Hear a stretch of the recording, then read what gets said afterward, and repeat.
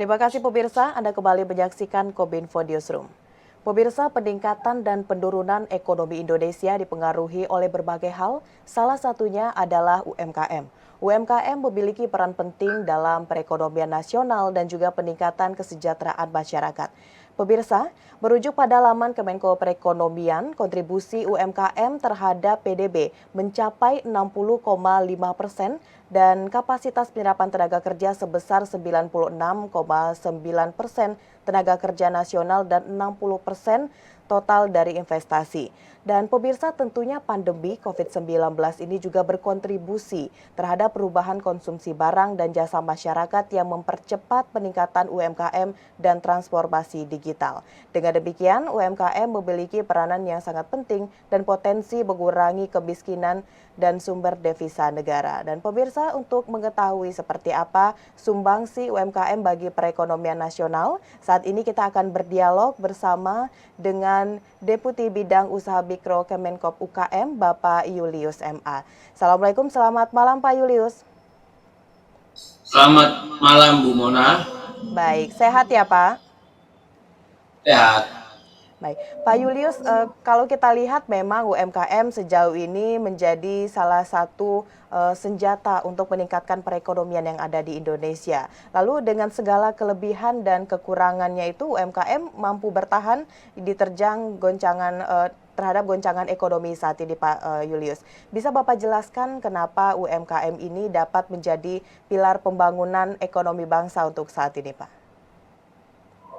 Ya, kalau kita lihat seperti Ibu katakan tadi, perannya itu dari segi jumlah itu mikro itu sangat besar, ya sebesar 49%.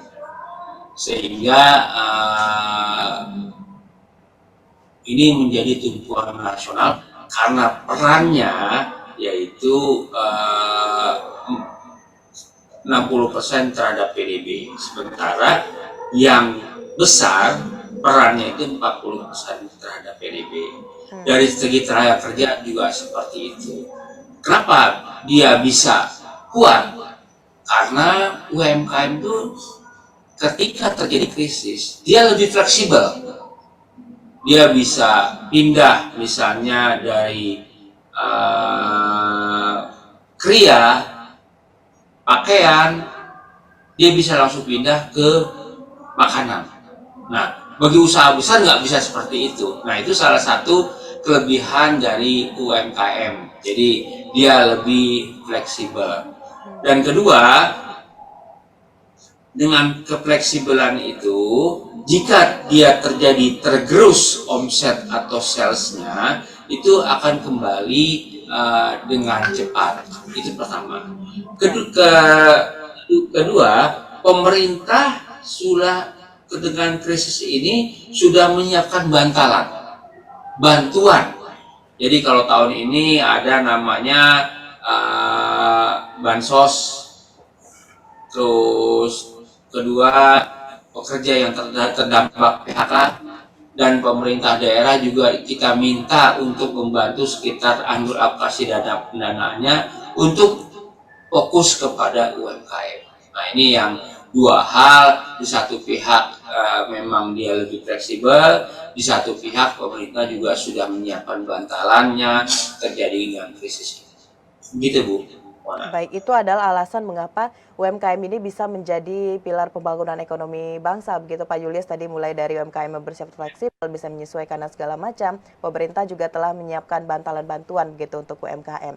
Baik, Pak Marius, kita melihat 1 tahun ini Indonesia menjadi sorotan dunia dalam berbagai event. Salah satunya adalah pada pelaksanaan G20 yang dilaksanakan di Bali kemarin Pak Julius. Lalu bagaimana Bapak ini para delegasi atau menteri negara anggota G20 melihat kekuatan UMKM Indonesia ini Pak Julius, apakah konsep ini akan ditiru atau dikembangkan juga oleh negara lain Pak, begitu?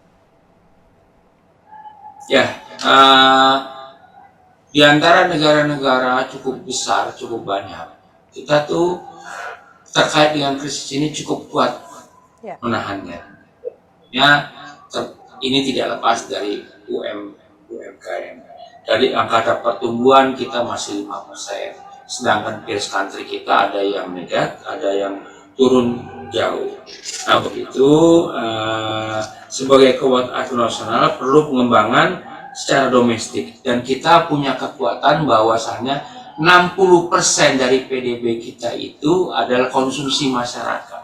Nah, ini yang juga membuat kita makin kuat, dan indeks daya beli kita juga masih baik dengan adanya krisis ini. Jadi ini yang membuat dan kita juga tertolong juga dengan adanya pandemi ini. Ternyata digitalisasi ini juga mendorong UMKM. Kalau dulu teman-teman UMKM itu menjual barangnya secara offline di lapak-lapak, sekarang dengan digitalisasi ini mereka bisa menjual ke e-platform. Ini yang membuat bisa bertahan dan menjadi lebih kreatif, dan biaya menaruh di e-platform itu juga lebih murah dibanding secara offline. Dan kita tahu merasakan sekarang kalau belanja makanan, beli pakaian dan lain-lainnya kita lebih mudah. Tapi ini bukan tanpa masalah, Bu Mona. Jadi istilahnya dengan adanya web platform ini memang betul lebih mudah menjual. Tapi ada keprihatinan, hampir 90% barang-barang yang dijual itu adalah barang-barang impor.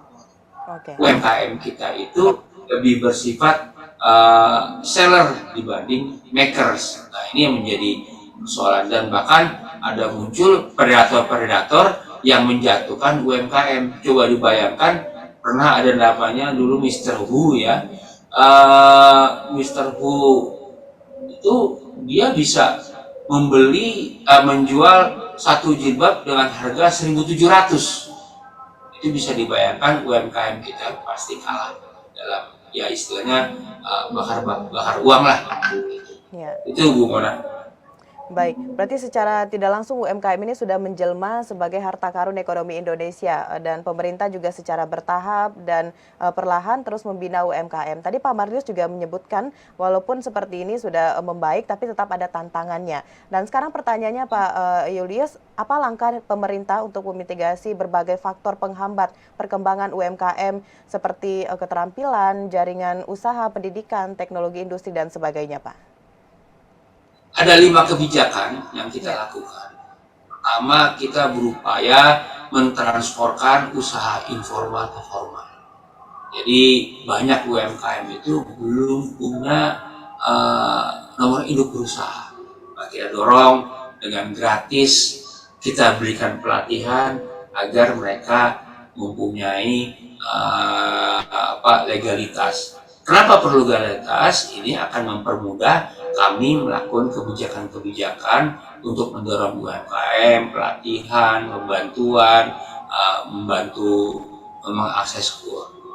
Terus transformasi digital dan pemanfaatan teknologi. Tadi sudah kita katakan saat ini udah 20% UMKM masuk ke e-commerce, dan tahun 2024 kita targetkan 30%. Dengan masuk ke e-commerce, mereka bisa berjualan di e-commerce dengan lebih cepat, walaupun tadi saya katakan ada beberapa kelemahan yang perlu kita selesaikan.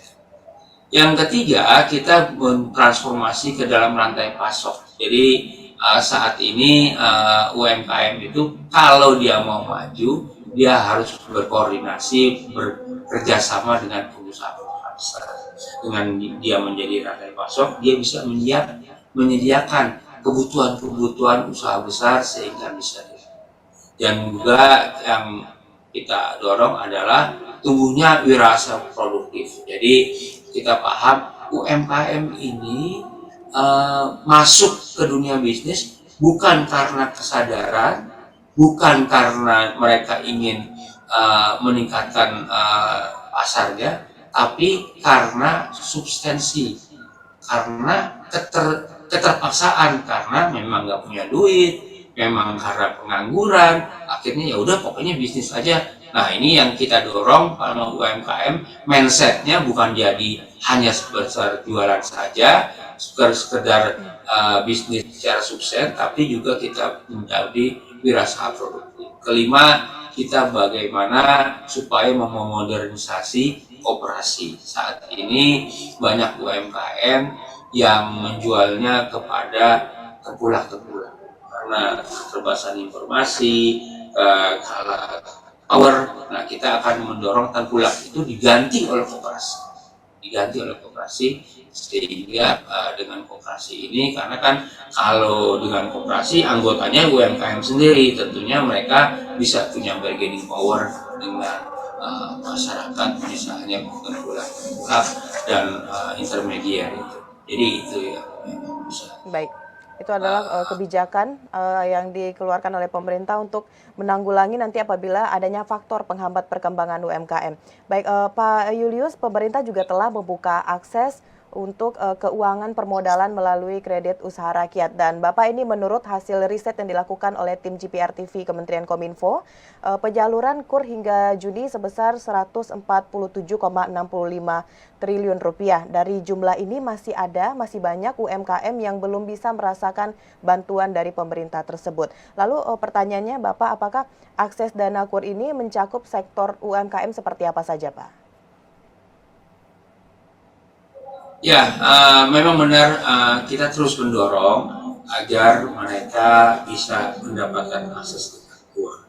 Namun persoalannya adalah memang masih seluruh UMKM belum bisa mengakses KUR karena terkait dengan keterbatasan masalah penjaminan. Tapi kita banyak upaya-upaya kita lakukan, bagaimana kita melatih mereka, bagaimana supaya penjaminan ini semata-mata bank penyalur tidak melihat dari penjaminan, juga melihat dari perilaku. Nah, kita dorong. Tiga, ini dari UMKM sendiri, mereka juga ya karena SDM-nya terbatas, berhadapan dengan bank itu juga takut, seolah-olah nanti ada yang jadi bermasalah. Nah, ini yang makanya kita dorong supaya mereka familiar dengan bank-bank penyalur, dan juga bank penyalur juga mulai merelaksasi aturannya, jangan tidak fokus kepada aturan-aturan perbankan secara organisasi. Baik, lalu berapa batasan peminjaman untuk modal KUR ini, Pak Julius? Mungkin ada pemirsa GPR TV yang saat ini belum mengetahui berapa batasan dari KUR tersebut, Pak. Ada namanya KUR super mikro, plafonnya sampai dengan 10. KUR mikro plafonnya antara 10 juta sampai 100 juta. KUR kecil antara 100 juta sampai 500 juta. Dan KUR cluster itu sampai maksimal 500 juta. Jadi kalau klasternya banyak, 500 kali, katakan 50, katakan 60, dikalikan saja. Terus KUR penempatan pekerja migran Indonesia plafon sampai 100 juta. Nah, ini batasan peminjaman. Baik, terima kasih Pak Julius. Terakhir mungkin bisa disampaikan bagaimana Anda melihat perkembangan dari UMKM dalam 10 tahun ke depan, Pak Julius. Dari segi kuantitas, jumlah UMKM tidak berkurang, justru akan meningkat dan bertumbuh. Tantangannya adalah bagaimana UMKM ini naik kelas tidak stagnan pada skala usaha saat ini. Terutama sekali yang perlu menjadi concern adalah usaha mikro yang mayoritas dominasi seluruh pelaku usaha sekitar 9%. Harapannya usaha mikro dapat bertahan dan menjadi wirausaha yang sesungguhnya dan dapat bertransformasi dan naik kelas. Di era disrupsi ini memiliki dampak signifikan bagi usaha UMKM. Perubahan dinamis di satu membawa kemudahan bagi UMKM, di sisi lain memicu UMKM bertransformasi. Menghadapi tantangan disrupsi ini perlu didukung peningkatan kapasitas SDM. Dengan kapasitas SDM ini diharapkan mereka bisa mengakses dengan KUR, bisa menjadi bertransformasi, dan bisa bersaing dalam rantai pasok. Jadi ini yang kita dorong, karena persoalan utamanya bagi mikro itu yaitu SDM-nya masih kalah dengan pengusaha besar. Ini yang kita terus dorong.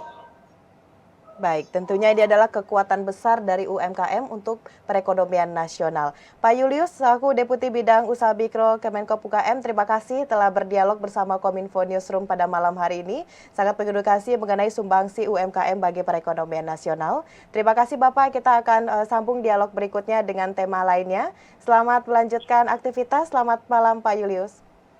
Terima kasih Bu Mona. Baik pemirsa, itulah dialog kita bersama dengan Bapak Julius selaku Deputi Bidang Usaha Mikro Kemenkop UKM. Setelah jeda pariwara, kami akan kembali dengan berbagai informasi lainnya. Tetaplah bersama Kominfo Newsroom.